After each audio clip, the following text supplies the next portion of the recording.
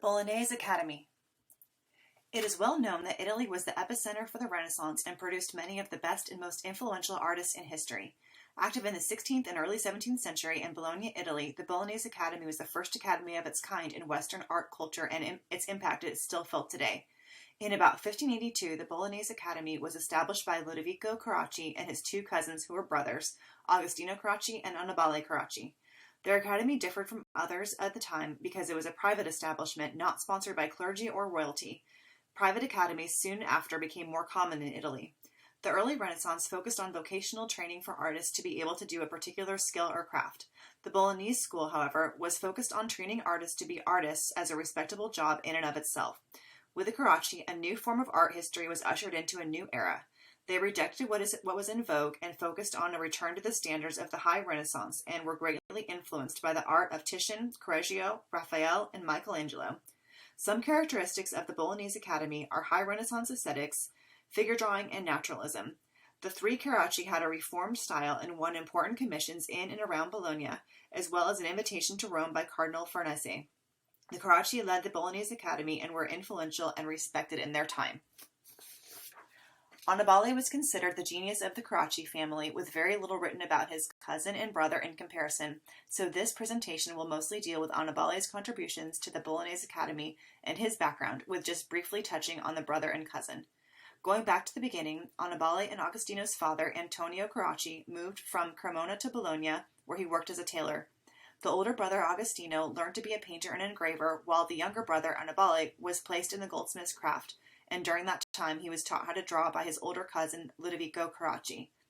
Annibale was so gifted as an artist that in his youth that he was almost thought to have been secretly trained by a great master.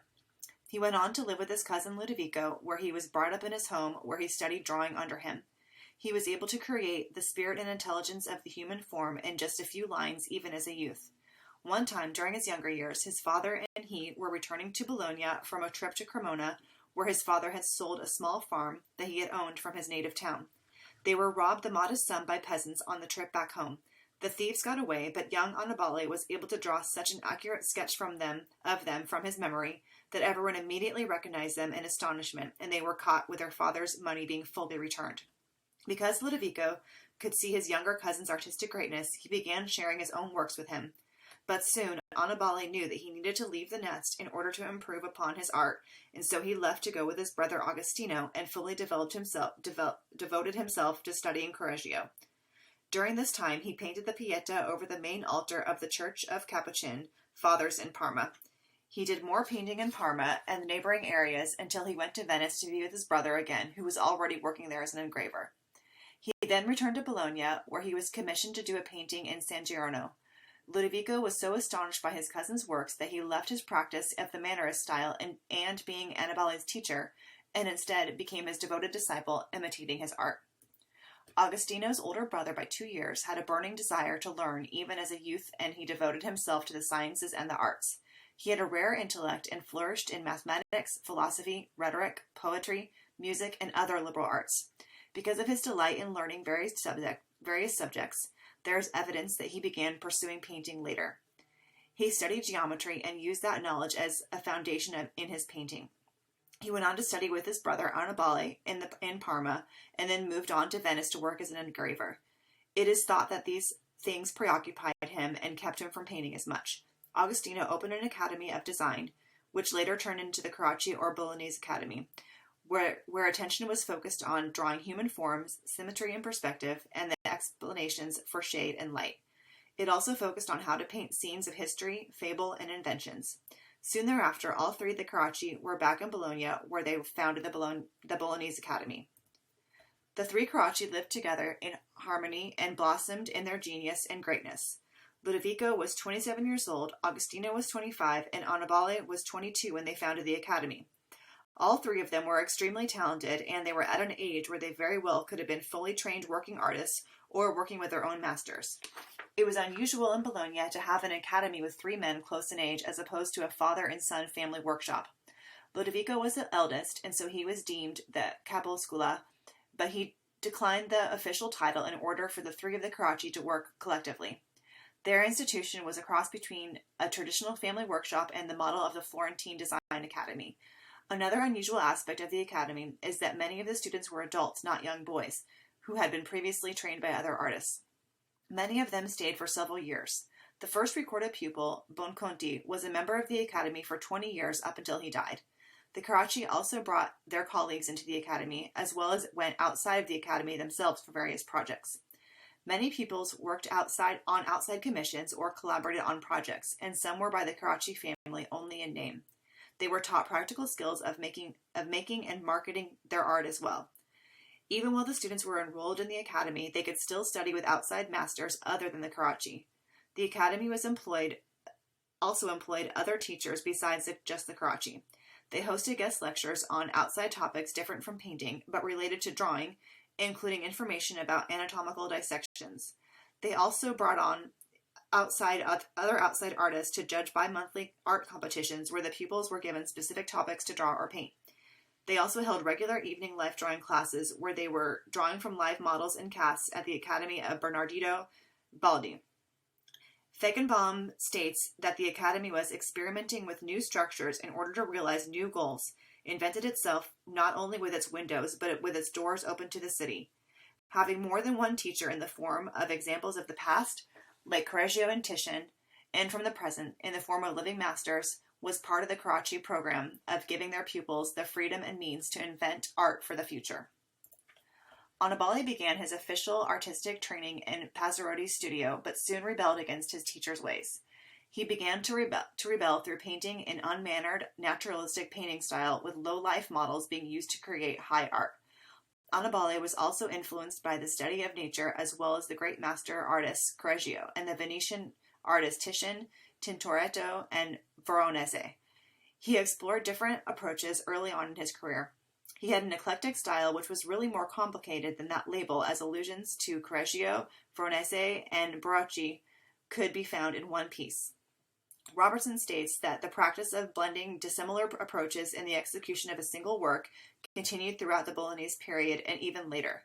There is evidence that all three of the Carracci having a regular discipline of formal drawing training as use. This makes sense because years later, when they developed their school, there was a heavy emphasis on life drawing in their curriculum. Before they developed their own academy, they spent several hours perfecting their drawing skills in the Academy of Bernardo Baldi. The habit of practicing drawing from life remained a fundamental aspect in the Carracci methods. There are no existing early drawings by Annibale from before he was age 21, and that includes from the time that he was thought to have studied with Passerotti in his studio. Passerotti had a vigorous pen style which obviously influenced Agostino's graphic work. Annibale was definitely inspired by Correggio, which can be seen in the use of red chalk to make studies from life. Annibale's pen drawings could be naturally expected to resemble his teacher Passerotti, yet there is no similarity which indicates that he did not learn very much from him. Still, all of the drawing that the Carracci practiced influenced their educational theory. Ludovico was more interested in pen and ink, and his works looked more polished and finished, rather than like the working drawings of Annibale. Annibale played a role in breaking from the mannerism, as well as portraying a lack of idealism for sacred figures in his work. Before the Carracci, life drawing was considered to be a completely separate art form than that of drawing for history paintings. While life drawing was included in an artist's training, it was thought that an artist should depend on memory, experience, and imagination to create public religious paintings. Annibale was revolutionary in his art style because he incorporated studies from a model in his finished work. During the Bolognese years, the Carracci either built upon or completely departed from the modern drawing practices of the time. Annibale based his drawing practice in nature and life drawing. During his Bolognese period, and even increasingly so after his move to Rome, he made drawings from life in black chalk on tinted paper. He did this style as studies for the Farnese Gallery and the Hereta Chapel. Because of his masterful artworks, Annibale was considered a successful artist in his lifetime and created many works in Bologna and surrounding areas. He had a long desire to go to Rome because of the fame of Raphael, who he greatly admired, and the works of antiquity that inspired him. Because of his artistic reputation, Annibale was summoned by Cardinal Farnese because he desired to fill his gallery and some rooms in his palace in Rome with his works. After his move to Rome, Annibale felt overwhelmed by all of the antiquity and great knowledge of the ancients, so he took to contemplation and the solitary silence of art. Annibale once said to his brother Agostino while he was in Rome to help him with the gallery, Poets paint with words, painters speak with works. One interesting story is how Annibale retouched and added to a painting during his time in Rome for an altar that turned out so beautiful that even Michelangelo had a high compliment of the work. He said, after analyzing the painting, "I am happy that during my time I see a real painter." By real, he meant that it was done in a realistic manner, which was unusual or even completely missing in Rome and other places at the time. Annibale also designed the gilded wood on the altar along with painting the frontispiece in oil, which depicted Jesus Christ crowning his mother Mary. In Annibale's teaching career, he not only inspired and taught his brother and cousin, but he also taught some other artistic geniuses: Francesco Albani, Guido Reni, Domenico Zamperini, and Giovanni Lanfranco. One of the philosophies in the Bolognese Academy was the belief in practice. This can be seen in some of the Carracci sketches. First, artistic skill is to be practiced and then carried out as a professional endeavor. Second, the belief that practice makes perfect, or trying to improve skills through various exercises, is key. And third, practice is the embodiment of their theory. The Academy went against the norm of the time, believing that first an artist is taught a skill and then they simply practice it. Instead, they believed that learning was a lifelong journey and that it was never just solely learning just enough to be considered a master. Also, the atmosphere in the Academy was characterized as fun and was much less authoritarian like other institutions of its time. They were very eclectic in their teaching methods as well. The Carracci as a whole, and especially Lodovico, were known for deeply caring about their sense of pride and dignity of their pupils. They felt it was too discouraging for the students to have their works critiqued with their errors pointed out in front of the whole class. To avoid this, they would give their students an assignment and have the impartial judges write on drawings first, second, or third, and so forth based on the execution and excellence. Then the work would be passed around so that the students would be able to learn without public criticism. The Carracci also believed in drawing from life and that the great masters, like the great masters have done. They often looked to Michelangelo and quoted him. They referred not only to his art, but to the living model. They would repose the model and base their work on not just the finished masterpieces, but giving nature the higher authority. All three of the Carracci made drawings not only as preparation for specific paintings, but as teaching tools. They also made drawings as spontaneous records of the world around them, and often for fun. Their invention of caricature is well known. After they completed a life drawing session, it has been said that they wouldn't eat until they had redrawn what they studied at that session from memory. They would also often pose for each other because they believed that they could not fully understand the attitude well if they could not represent it in a pose. There is academic evidence that they use these life-drawing joint activities with their pupils at the Academy. They often use the same model with the same pose, only drawn from various angles by themselves and their pupils. This shows their collaborative environment and that they had created within the community. They cultivated a casual sketching environment that was informal and constant. These drawings were then used to make paintings. Annibale in particular had the habit of always sketching whatever was near him in his surroundings. He even did so while eating, and it was even said of he and his family that they ate and drew at the same time, bread in one hand and chalk or charcoal in the other. The Carracci made it a point to keep their drawings in the studio as teaching aids. Mossini writes, "A book was made of the drawings, which for some time, while the masters kept it, was considered by his pupils an exemplar full of the most useful teachings about art for them, and they continuously studied diligently to benefit from them. Several of these school copies have survived, which makes Mossini's writings even more valid." In addition to life drawing and depicting their surroundings, the Carracci also created copies of other people's artworks. This skill is thought to be so that the artist could learn how to assimilate their style into other works, including motifs.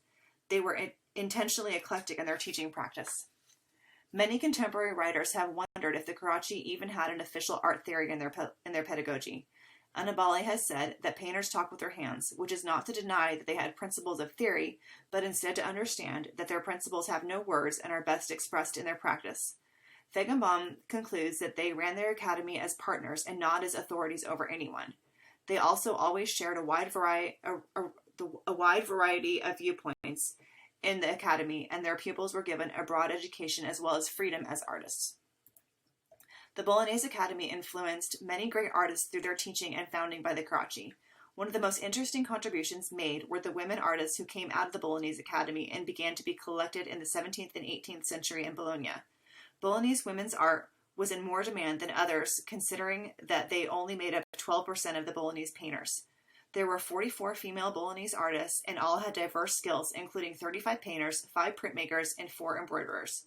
Many of them, about half of their recorded painters, were commissioned to produce public art, while most of them chose to specialize in history painting instead of portraiture, and others focused on creating original etchings and making woodcuts for illustrated books. Elisabetta Serrani, who began her career in 1650, had a talent which surpassed all of her colleagues, and she was a catalyst in the female Bolognese artist's success. Malvese, who knew Elisabetta and her father Giovanni personally, wrote a biography about her and said, "Now we have Elisabetta Serrani, who by a large margin surpasses the others. Her perfect works avoid timidity, employing an animated and daring way of working that has virality and greatness, surpassing even her father. She worked not only beyond any woman, but also beyond any man." Elisabetta Serrani is the only woman whose art consistently and frequently shows up in the Bolognese inventories. Her art appears 80% of the time in 73 Bolognese inventories, and that includes holding female artist work. Her artwork is among the most collected from the Bolognese school, rivaling the works of the Carracci. She was celebrated for her drawings, which were widely collected during the 17th and 18th century. She had successors who were active during her lifetime, and 44 women, of whom she paved the way, were recorded as Bolognese artists in the following century. The artists from the Bolognese school who were in the most demand for their work during their first decades of the 17th century were the Carracci, as previously noted in detail, Lorenzo Garbieri, Luca Massari, Francesco Albani, Domenichino, Alessandro Tirani, Guido Reni, Francesco Gessi, Gian Giacomo Cementi, Giovan Battista Velasio, and Alessandro Algardi. They all enjoy notable fame and attention from their patrons. There was a strong attraction to the Bolognese School of Artists, as it should have been. No art school has ever left that same mark. In the second half of the 17th century, the Bolognese artists were mainly employed in the Villa Marmello, which had been renovated starting in 1661. The Bolognese artists were known for their quadratura painting and illusionistic mural painting style, as well as taking care of all aspects of the work, including painting, sculptures, and artisan details. Because of their expertise, they were also known for their demands of excessive payment and housing conditions.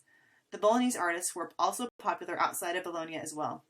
Scholars have noted important collections from the 17th century, especially in Forlì, from the Bolognese School of Art.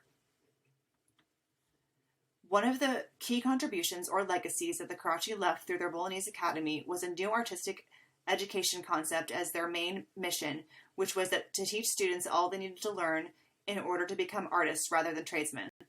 This notion changed the concept of the artist and the standards of art education for generations to come. They also inspired the Italian Baroque movement. It is best said by Feigenbaum about the Academy and its legacy. It offered a new paradigm for artistic creativity, and it was this aspect, as much as in its working procedures, that the Carracci Academy became the foundation for all academies that would follow. How ironic that in later centuries the Academy would so often become the very instrument that enforced the authority of the history of art. Another contribution or legacy that I believe the Carracci had within their Bolognese Academy is something that can be felt today, which is the concept of the artist teacher or teaching artist. Although the term artist teacher wouldn't be coined until centuries later by George Wallace, it was a revolutionary way of teaching art at the time. The academies of the Italian Renaissance opposed the status quo of the Middle Ages, which consisted of guilds, apprenticeships, and limited opportunities. Instead, they practiced theory and instruction and believed that fine artists were no longer needing to train for manual labor. These academies, including the Bolognese Academy, were the foundations for artist-teacher instruction and collaboration. The Bolognese Academy was the first of its kind and was established by revolutionary and extremely talented artists, the Carracci brothers, and their older cousin. They laid the blueprint for other academies to be formed and put Bologna on the map as a city to be respected for their great contributions of the 16th and 17th centuries and beyond. The Carracci left a legacy of artistry, collaboration, innovation, and teaching within the history of art education.